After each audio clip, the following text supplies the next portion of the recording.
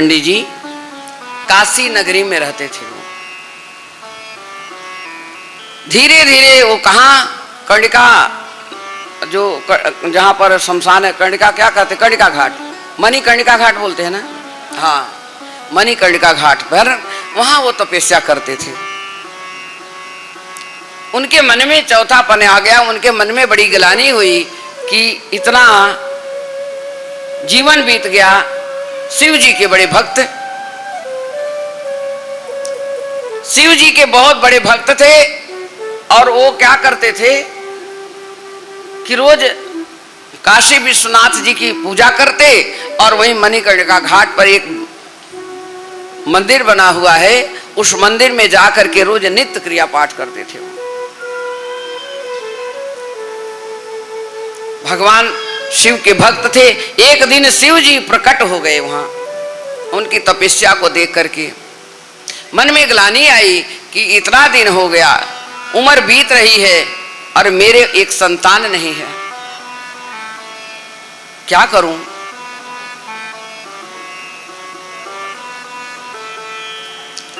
एक संतान नहीं है, मन में ग्लानि होती है, तो धीरे धीरे अपने मन में कहते हैं कि अब क्या करूं प्रभु, हम रात दिन आपकी पूजा, आप आदिदेव महादेव हो, सबको देने वाले हो, भोले भंडारी हो, लेकिन मेरा एक संतान हमारे पास नहीं और मेरे पत्नी का आंचल खाली है। बड़े बड़े तपस्वी थे वो। भगवान प्रकट हो गए, शिव जी प्रकट हो गए, कहने लगे कि कहो विप्रवर, कहिए आपको क्या चाहिए। भगवान कहने लगे जो कुछ मांगना है हमसे मांग सकते हो। तो विप्रवर कहने लगे हमें कुछ नहीं चाहिए, मुझे संतान चाहिए। तो अभी मैं संतान के बारे में जो बताई ना, इतना ऐसा संतान, तो भगवान शिव जी कहने लगे कौन सा संतान चाहिए आपको।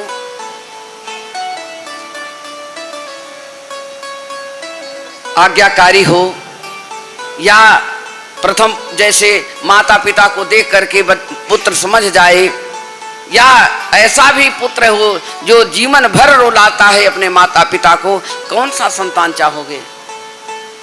आपके भाग्य में तो है नहीं, लेकिन आप कह रहे हैं तो मैं आपको पुत्र दूंगा, एक पुत्र आपको दूंगा मैं, एक पुत्र होगा, लेकिन उसकी उम्र ज्यादा नहीं रहेगी, सिर्फ 5 साल की उम्र रहेगी। ऋषि जो ब्राह्मण थे, विप्र पंडित जी कहने लगे देखो जीवन भर अगर रोना है तो भगवान ना करे कि ऐसा कोई पुत्र हो हमारे पास, कुल का नाश करने वाला पुत्र नहीं चाहिए। कोई बात नहीं, 5 ही साल अगर जिंदा रहता है ये नाम तो हो जाएगा कि मेरे कोई पुत्र है, हमें 5 साल वाला ही पुत्र दे दीजिए, हमें नहीं चाहिए और पुत्र। भगवान कहने लगे विप्र आपने मेरी पूजा करी है, मैं तुम्हें वही वरदान देता हूं, लेकिन 5 साल के बाद आपके पास ये पुत्र नहीं रहेगा, आप वंचित हो जाएंगे संतान से। कोई बात नहीं, विद्वान थे, भगवान के भक्त थे। फिर कहने लगे कोई बात नहीं, हम अपने पुत्र को जो भी है आपके चरणों में समर्पित कर देंगे, जैसे जो मर्जी आप जानो, आपका काम जाने। जब मेरा है ही नहीं तो मैं अपना नाम क्यों दूं। ऐसा हमें पुत्र नहीं चाहिए जो कष्ट दे, और हमें 5 साल वाला जो है मैं आपके चरणों में समर्पित कर देता हूं। संतान हुई, संतान अब भगवान भोले का दिया हुआ संतान वो कब दुष्विचार का होगा। क्या किए, भगवान को समर्पित कर दिए, भोले बाबा के चरणों में डाल दिए। अब एक शिवलिंग बना दिए पंडित जी, एक शिवलिंग बनाए और शिवलिंग बना करके एक छोटी सी कुटिया में अपने खुद पूजा करते। मणिकर्णिका घाट की बात बता रही हूँ, अभी भी वो मंदिर है, अभी ज्यादा दिन की बात नहीं है, 300 साल पुरानी बात है ये। खुद पूजा करते और बच्चे को रोज आना बताते कि बेटा तुम भी ऐसे करो। बालक को जो भी कहा जाता है बच्चा वही करता है बचपन से। बालक पूजा करने लगा, नित्य नियम से क्रिया, अपना नित्य क्रिया, संध्या वंदन, त्रिकाल यज्ञ सब कुछ करना शुरू कर दिया। जब 5 साल हो गया, अभी 5 नहीं पूरा हुआ, अभी 4था साल हो गया जब, तो संत लोग आ रहे। हाँ, विप्रवर कहने लगे अपने पुत्र से कि देखो बेटा, जो ब्राह्मण आए, जो संत आए, जितना तुम्हें आशीर्वाद लेना सबके चरणों में पड़ते रहना। तो बालक छोटा, हम अपने बच्चों को सिखाते हैं, बड़ों की सेवा करिए, अपने पंडित जी की सेवा करो, भाई इनको जल ले आइए, इनके चरणों में आइए। तो बच्चा पैर छूता है, चरण छूता है। तो ब्राह्मण देवता बताए अपने संतान से कि आप एक काम करो कि जितने बेटा, जितने ब्राह्मण आए, जितने संत आए, तुम रोज डेली उनके चरणों में पढ़ करके उनका आशीर्वाद लेते रहिए। अब वो नित्य उस बच्चे की आदत ऐसी पड़ गई कि कोई भी उस रास्ते जाता तो सबका आशीर्वाद लेता। एक दिन घूमते घूमते 7 सप्तऋषि आ गए। मणिकर्णिका घाट से घूमते जा रहे हैं, बालक देख लिया और वो कहे कि जब संत आ जाए तो उस टाइम संत की सेवा करना, फिर प्रभु जी अपने आप खुश हो जाएंगे। चाहे आप पूजा पर बैठे हैं तब भी आप उठ करके उनका चरण छू लेना, उनका आशीर्वाद लेना। बालक उठता है, सब ऋषियों का चरण छूता है, छू करके सब चिरंजीवी भवै, चिरंजीवी भवै, चिरंजीवी भवै, चिरंजीवी भवै, सब संत, सारे सप्त ऋषि सब यही कहते। हम भी बालक आते हैं तो हम ये कहते हैं, आपका कल्याण हो, आप स्वस्थ रहिए, आपकी कामना पूर्ण हो, लंबी उम्र दे भगवान, चिरंजीवी भवै। हम लोग भी बोलते हैं। सब ऋषियों ने सब ने कहा चिरंजीवी भवै।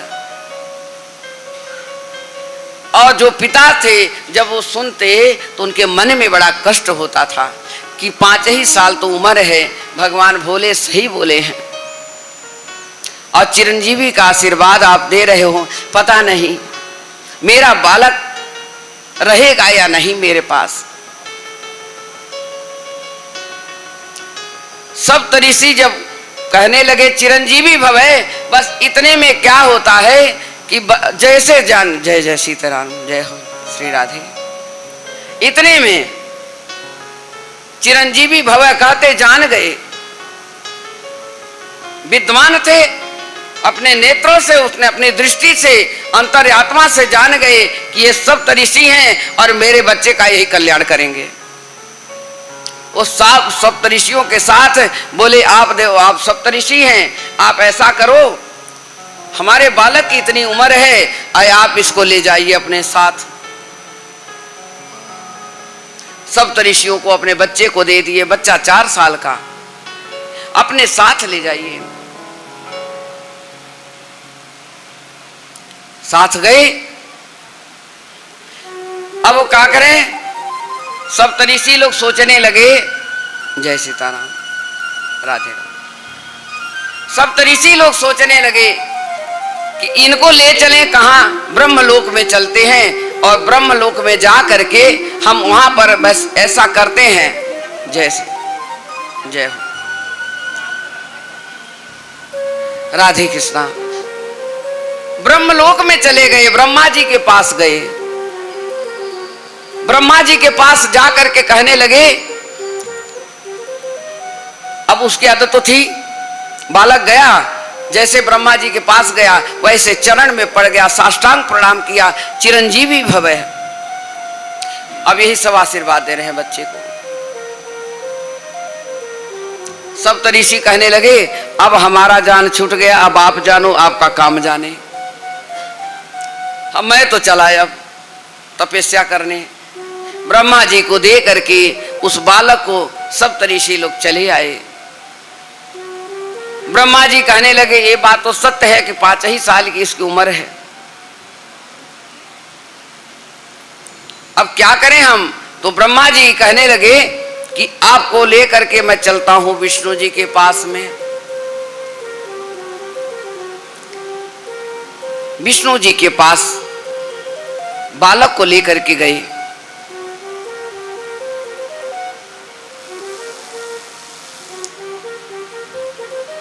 बालक को लेकर के विष्णु जी के पास गए, वहां भी साष्टांग प्रणाम किया, वहां चिरंजीवी भवे, वहां भी आशीर्वाद मिल लिया बालक को लेके। अब वो ब्रह्मा जी भी गए ब्रह्मलोक को, आप जानो आपका काम जाने।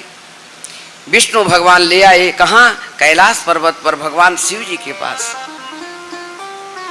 भगवान ने कहा चिरंजीवी भव पुत्र।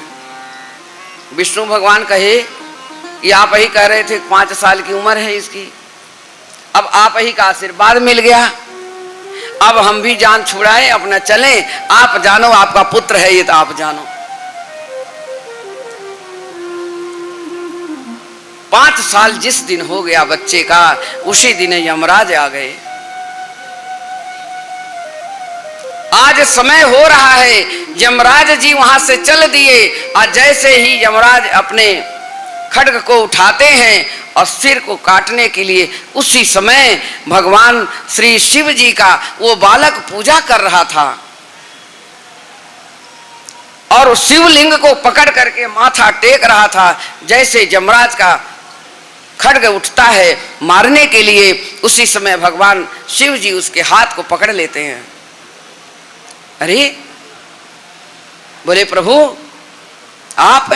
बोले हाँ, 5 साल का बालक जो है, आज इसकी उम्र पूरी हो गई, मैं इसको लेने आया हूं, ये मेरा धर्म है, मुझे आपने ही इस धर्म को दिया है। जय और इसका पालन मैं करूंगा।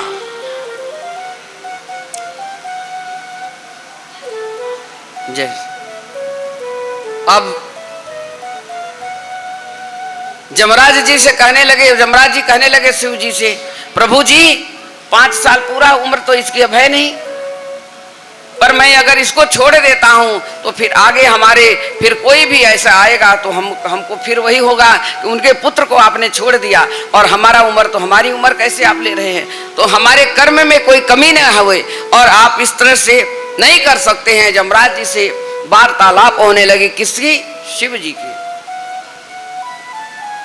शिव जी कहने लगे कि 12 साल की जो घड़ी पल होता है, तो एक पल ब्रह्मा जी का होता है, तो एक 12 से चौगुने का एक पल का एक दिन होता है ब्रह्मा जी का। तो अब जोड़ो इस बच्चे की उम्र कितनी है।